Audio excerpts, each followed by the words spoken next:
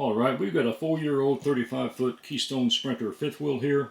What they like to do is on an RV service box is the main ground to this. They're going to make a run, the shortest run they can to get to the chassis.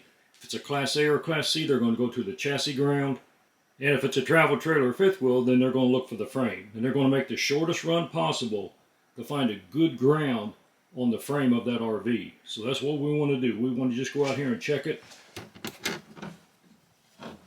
Okay, so let's go outside and we'll look right underneath this and we should see our service ground. And that's what we want to maintain. Okay, we're outside and that service box was right here, right at the bottom of this window on the other side. So we're going to be checking out our frame underneath.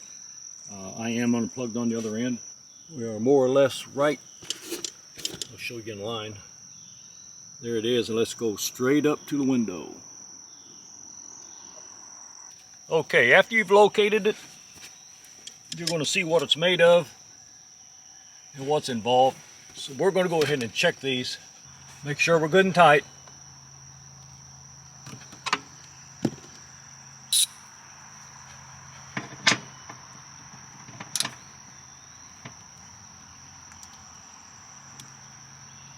As tight as we want to be.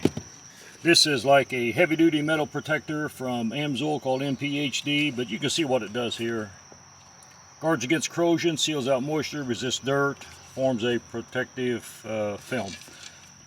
But mainly, it is good for steel, iron, aluminum, brass, and copper. It's going to do pretty good, and it's going to be one and done. You just spray it. And if you did not have it, it'd be perfectly fine to put on some nitrile gloves and have some no oxidation, some kind of a no ox grease, a no oxidation.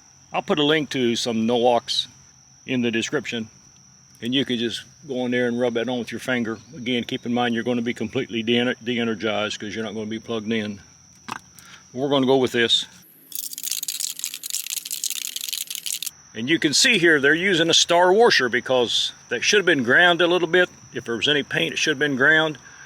But at least they did use a star washer, and it looks like the proper size. And when you tighten that bolt, it will twist that star washer into the metal.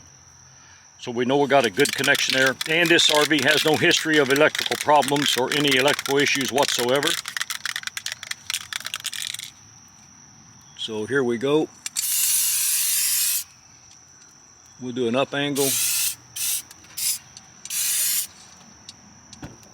And that's it. We just let her run. Good stuff. Hey, travel safe out there. Thanks for watching. Have a good one.